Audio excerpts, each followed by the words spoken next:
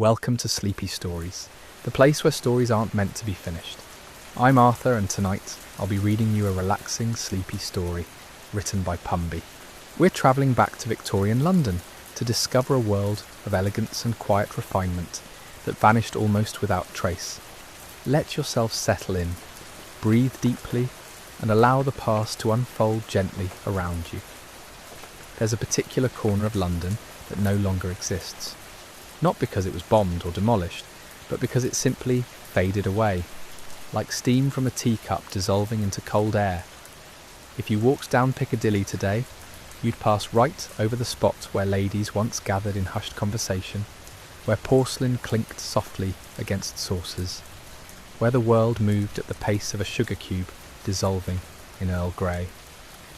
The lost tea rooms of London weren't grand establishments. They didn't announce themselves with neon or fanfare. You'd find them tucked between tailors and haberdasheries, their windows fogged with condensation, their interiors glowing amber in the late afternoon light. Step through those doors and the noise of horse-drawn carriages would fall away instantly, replaced by something close to reverence. Picture yourself there now. It's 1893, and you're pushing open a heavy door on Regent Street. A small bell announces your arrival with a delicate chime.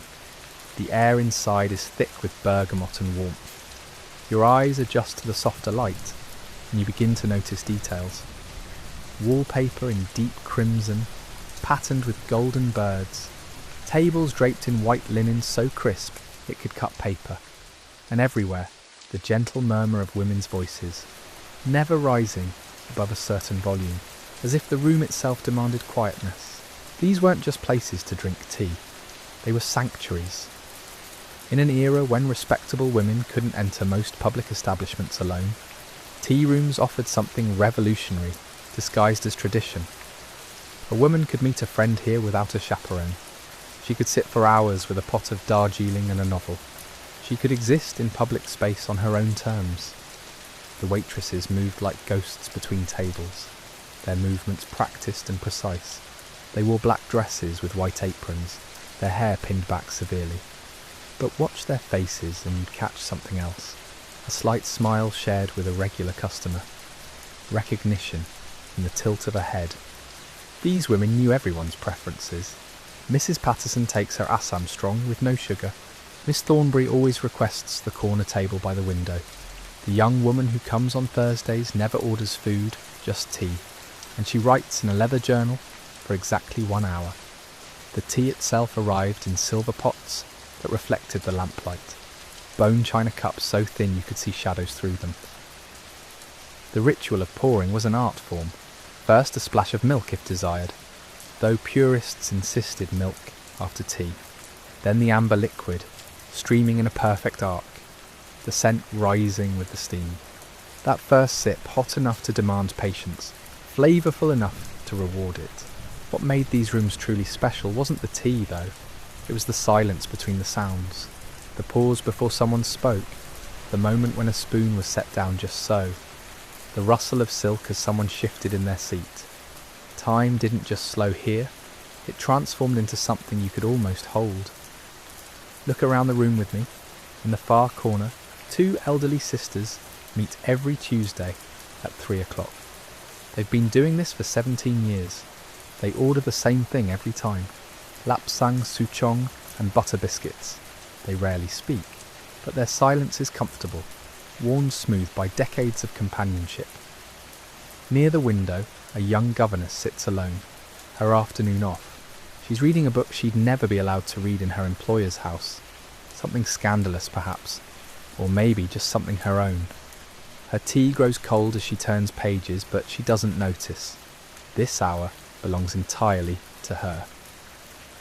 At a centre table, 3 women lean close in conversation. You can't hear their words, but you can read their faces. Concern, support. One reaches across and squeezes another's hand. Whatever burden is being shared, it's lighter for being spoken aloud in this safe space. The proprietress watches over everything, from behind a polished wooden counter. She's 62, though she'd never tell you that. She opened this establishment 30 years ago, with money inherited from an aunt. Everyone said it would fail within months. Women running businesses, women catering to women. Absurd. But here she stands, 3 decades later, keeper of 100 secrets, witness to 1,000 quiet moments of freedom. The light outside is changing now. Late afternoon shifting toward evening. The gas lamps along the street are being lit one by one. Inside, the tea room glows warmer in response, as if holding back the approaching darkness. A waitress moves through the room, lighting candles on each table. The flames catch and hold, adding their own gentle illumination. This is the hour when the tea rooms revealed their true character. Morning tea was brisk, functional. Lunch was social, even performative. But late afternoon tea was something else entirely. It was contemplative, restorative. Women came here not to be seen, but to remember themselves. The menu offered more than beverages. Delicate finger sandwiches with the crusts removed. Cucumber so thin it was translucent. Egg and cress. Smoked salmon on brown bread. Then the sweets. Scones with clotted cream and strawberry preserve. Small cakes decorated with such precision they seemed too beautiful to eat. Pastries that dissolved on the tongue. But you didn't come here for sustenance. Not really. You came because outside these walls the world demanded too much. It wanted you smaller, quieter, more obedient. It wanted you decorative, useful only in prescribed ways. But here, in this room that smelled of Earl Grey and possibility, you could simply be. And that's exactly what these women did.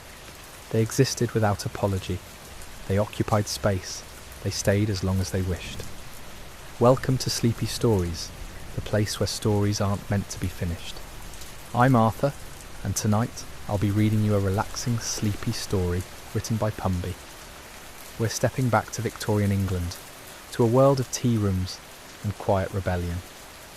Let yourself sink deeper into comfort as we continue our gentle journey through these havens of calm. They ordered what pleased them. They lingered. They let their tea grow cold if a conversation proved more warming. They laughed, though not too loudly. They cried, dabbing eyes with embroidered handkerchiefs. They made plans. They changed their minds. They did all the things that living, breathing, thinking people do. Outside, London moved at its relentless pace. Horses clopped past. Street vendors called their wares. Factory whistles blew. But in here, you could barely hear any of it. The thick walls and heavy curtains created a buffer against the world's noise. The china clinked softly as cups met saucers. Distinctive. That specific sound that only good porcelain makes. Not the dull thud of earthenware, but something higher, clearer. A small luxury that reminded you this place valued beauty as much as function. A new patron enters. She's younger than most here, perhaps 20. Her dress is well made, but not new. She carries herself with the careful posture of someone trying to appear more confident than she feels. The proprietress recognises that walk. She's seen it 1,000 times. This is someone who has saved for weeks to afford this small indulgence. The young woman takes a table near the back, not hiding exactly, but not announcing herself either. She studies the menu as if it were written in a foreign language, which in a way it is. The language of leisure, the vocabulary of choice. When the waitress approaches, she orders the house blend and a scone. Her voice is steady, but her hands betray her nervousness. 10 minutes later, those same hands are wrapped around a warm teacup. Her shoulders have dropped an inch. The tight line of her mouth has softened. She's beginning to understand what this place offers. It isn't the tea. It's the permission to exist without urgency. Consider what a radical notion that was. For women especially, but really for anyone who laboured. The entire structure of society ran on constant productivity. Time was money. Idleness was sin. Rest was earned only through exhaustion. But here you could rest simply because you wished to. The proprietress believes in this so fiercely, she's never raised prices despite inflation. She could charge more. The location alone would justify it. But then she'd lose the governesses, the shop girls, the seamstresses who saved their pennies. She'd become just another establishment for the already comfortable. That wasn't the point. It had never been the point. A clock on the mantel chimes 5. No one startles. The sound is expected, familiar, part of the rhythm of this place. Some patrons begin gathering their things, others settle in more deeply. There's no rush, no one hovering, waiting to turn your table. You've paid for your tea. The time that comes with it is yours. The light has shifted again, golden now. That particular quality of late afternoon sun that makes everything look painted. It streams through the lace curtains, creating patterns on the wooden floor. A cat, the establishment's unofficial resident, stretches in a patch of warmth. Its contentment is contagious. Think about the women who've sat in these chairs over 3 decades. Thousands of them, each carrying their own stories. The widow who came every day for a year after her husband died, slowly remembering how to be herself rather than half of something. The suffragette who planned rallies over Darjeeling and determination. The actress who hid from admirers and remembered what her own face looked like without stage paint. The writer who filled notebooks in the corner, finding that words flowed better here than in her cramped boarding house room. The teacher who corrected papers while sipping chamomile, red ink and patience. The sisters who argued politics in fierce whispers, agreeing on nothing except that they'd meet again next week. Each one found something here: respite, community, a mirror that reflected them as they truly were, rather than as society demanded they appear. The proprietress has never advertised. Word spreads differently. A friend tells a friend. A daughter brings her mother. A stranger notices another woman's peaceful expression and asks where she takes her tea. The tea room grows not through promotion, but through genuine need. She's turned away men, politely but firmly, not out of spite, simply because women need places where they can let down guards built for survival, where they don't have to perform, where they can discuss things that matter to them without male interpretation or interruption. Some call this unfair. She calls it necessary. Balance, not exclusion. Men have their clubs, their pubs, their domains. Women deserve the same. The waitress refreshes the hot water in several pots without being asked. She knows who takes their tea strong and who prefers it weak, who wants company and who craves solitude. This knowledge comes from attention, not intrusion, from caring about the details that transform service into hospitality. A regular patron catches the proprietress's eye and smiles. No words needed, just acknowledgement. Thank you for this. Thank you for understanding. Thank you for creating something that didn't exist before you decided it should. The proprietress nods back. This is why she does it. Not for profit, though the business sustains itself. Not for recognition, though she takes quiet pride in her work. She does it because everyone deserves a place where they can breathe freely, where time bends to accommodate rest rather than demanding constant motion. The candles flicker slightly as someone opens the door. Welcome to Sleepy Stories, the place where stories aren't meant to be finished. I'm Arthur, and tonight I'll be reading you a relaxing, sleepy story written by Pumby. We're continuing our visit to a Victorian tea room, a sanctuary where women gather to simply exist without expectation. Let yourself settle in as we watch another afternoon unfold in this haven of quiet contentment. A new patron enters. The bell's delicate sound announces her arrival. She hesitates in the doorway, taking in the scene. First time here, you can always tell. There's a particular quality to how newcomers hold themselves, uncertain whether they belong. The proprietress approaches with her characteristic warmth. Not overwhelming, just present. A gentle welcome that asks nothing in return. She guides the woman to a table near the window, explains the menu without rushing, leaves her to decide without hovering. The woman's shoulders drop half an inch. Already, the room is working its magic. At the table beside her, 2 friends are deep in conversation about a book they've both read. Their discussion isn't polite, it's passionate. They disagree on the author's intentions. Neither tries to convince the other. They simply explore the disagreement, finding pleasure in the different perspectives. This is what happens when conversation isn't competition, When being right matters less than being engaged.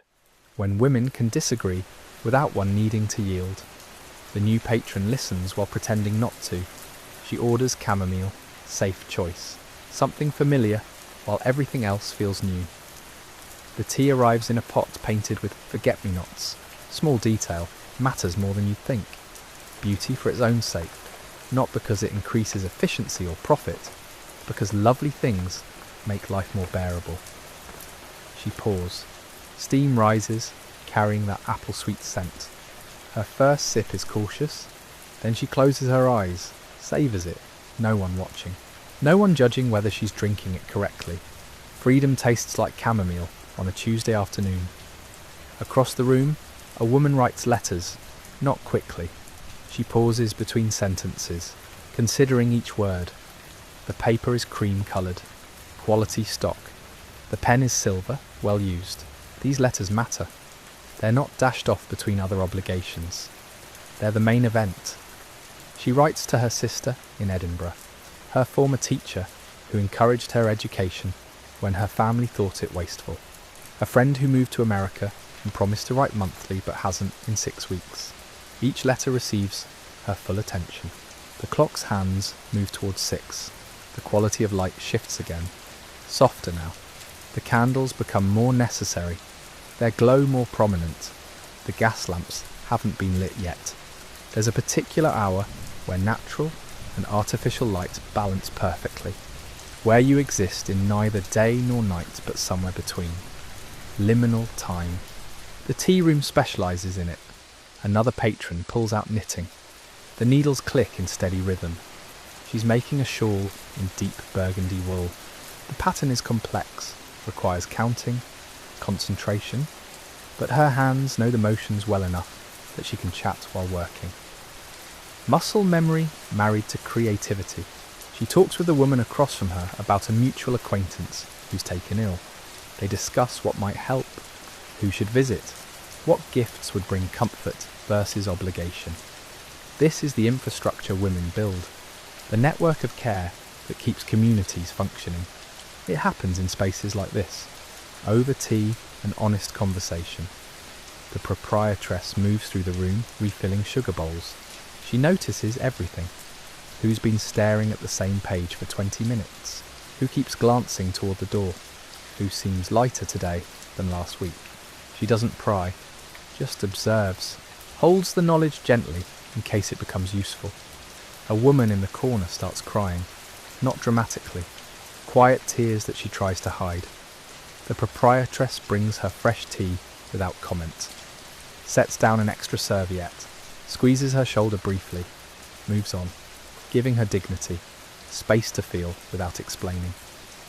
The woman beside her pretends not to notice. Kindness sometimes looks like strategic blindness.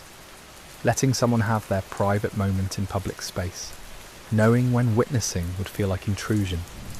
The crying woman composes herself, drinks the tea, doesn't leave, stays because this is where she can fall apart without shattering completely, where tears don't require apology or explanation, where she can be sad and safe simultaneously. Think about what we've lost in our modern world.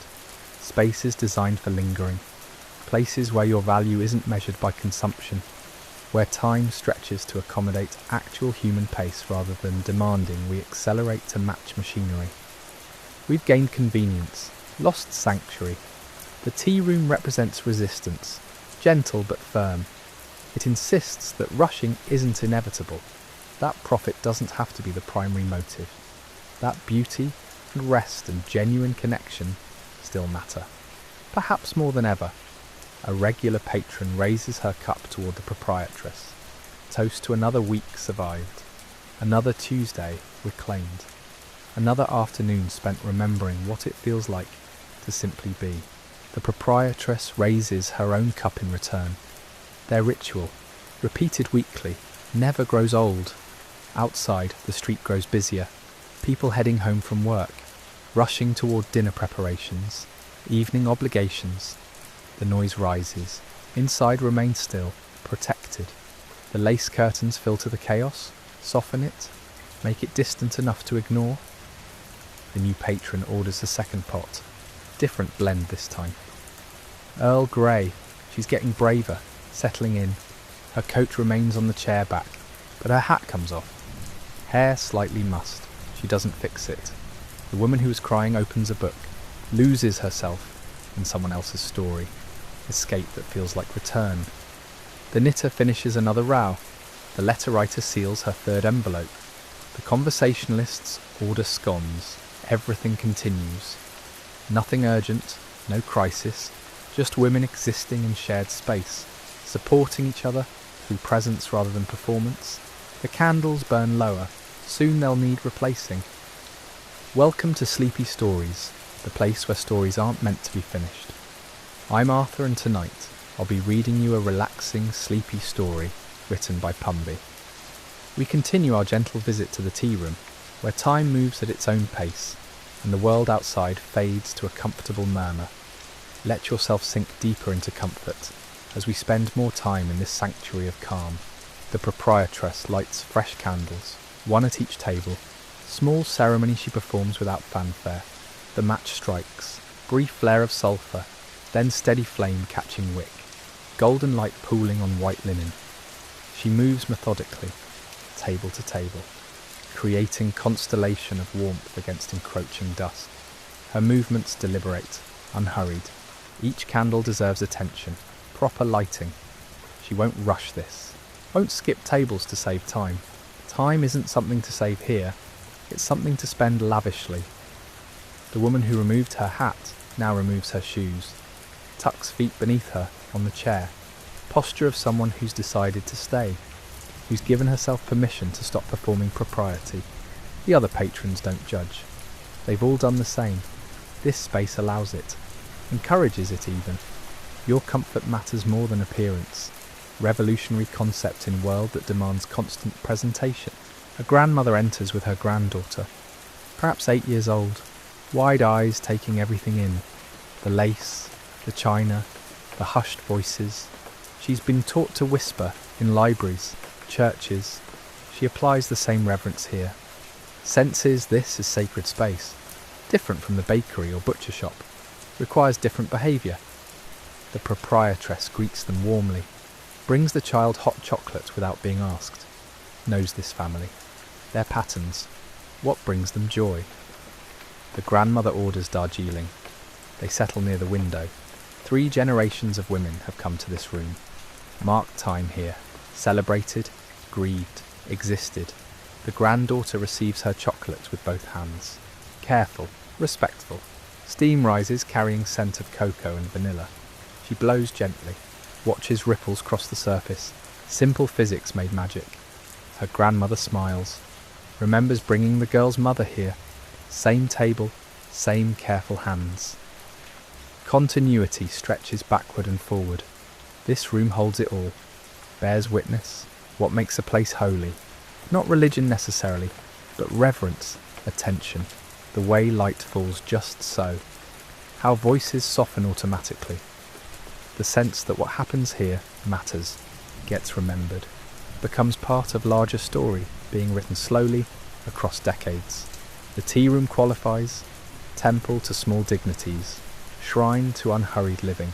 The knitter sets down her work, stretches fingers, joints stiff from repetitive motion. She's been at it 90 minutes, good progress. She'll finish this sleeve tonight at home.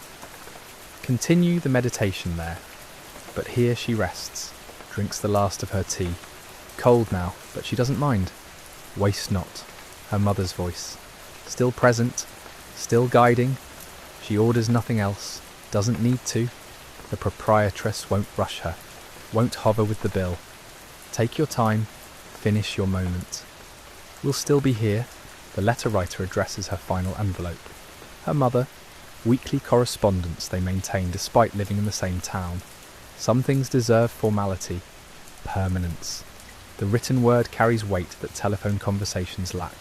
Can be saved, reread, treasured. She writes about ordinary things, the weather, a recipe she tried, flowers blooming in her garden. Nothing urgent, everything important. Connection maintained through accumulation of small details. Life documented one paragraph at a time. The thunder rumbles, distant but approaching. The weather turning. Several women glance toward windows.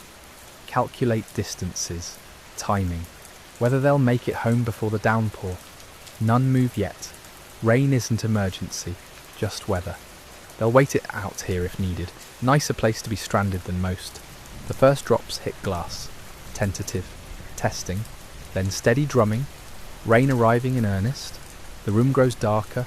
Candles become necessity rather than atmosphere. Their light flickers. Dances, casts moving shadows on walls. Outside blurs. Inside sharpens. The contrast makes this space feel even more separate. Protected.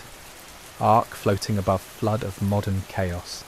The proprietress brings blankets, soft throws in muted colours, drapes them over chairbacks, available if wanted, not imposed.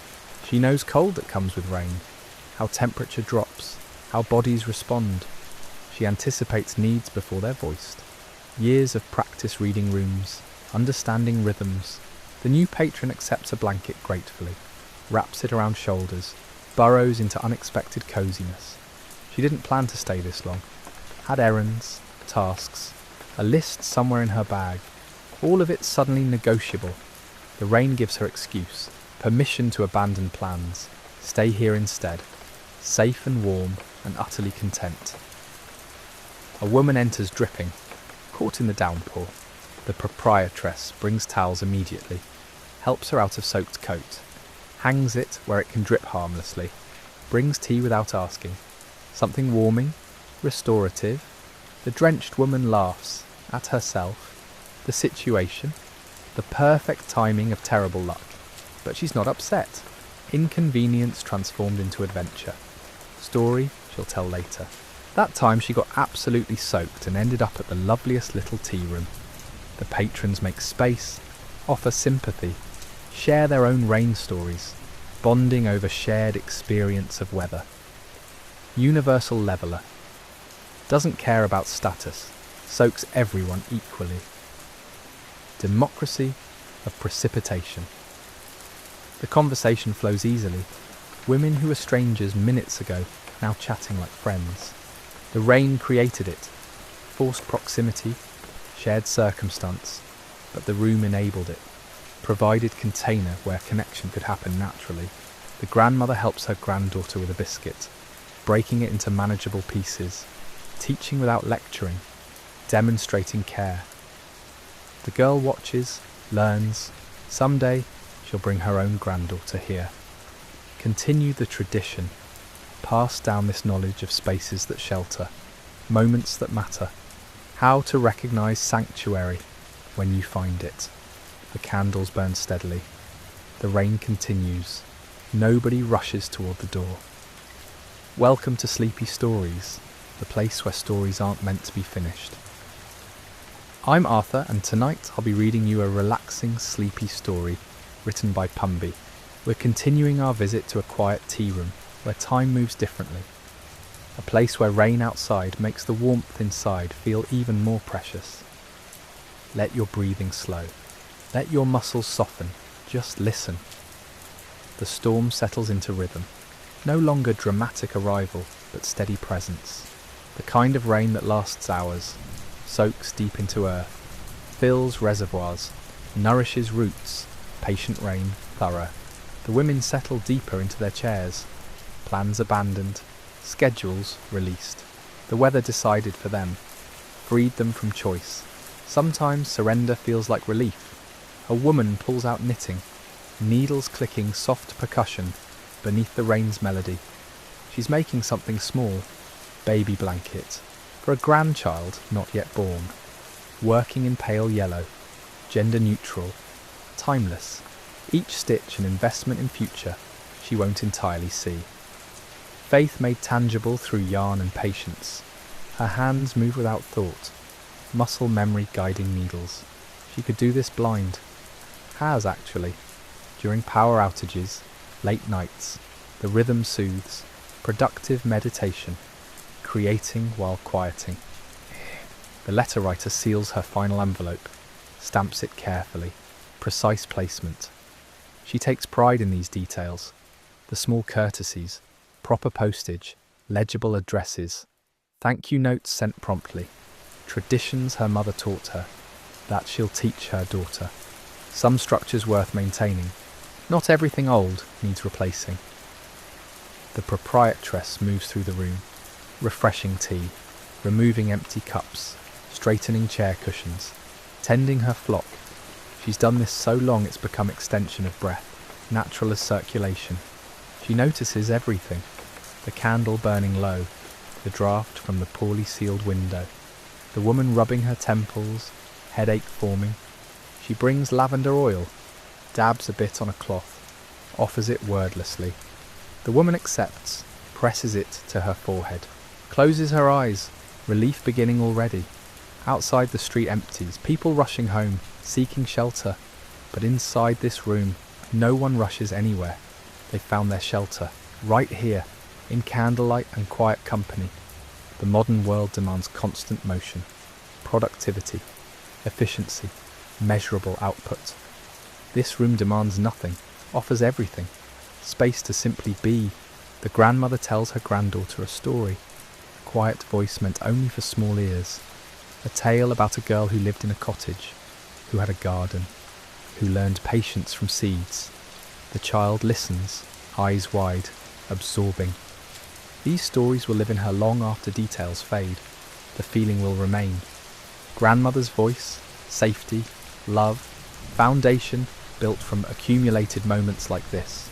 Thunder rolls again. Farther now, storm moving on, but the rain continues, lighter, gentler. The urgent drumming becomes soft whisper. Conversation between sky and earth, ancient dialogue, older than buildings, than cities, than human memory. The women listen, participate through presence. A new patron enters, elderly, moving carefully, shaking umbrella. The proprietress greets her by name, takes her usual table, brings her usual order. Earl Grey, 1 sugar, no milk, shortbread on the side. They don't exchange many words, don't need to. Understanding runs deeper than language. She comes every Thursday, has for decade, through seasons, weather, personal storms. This room remains constant.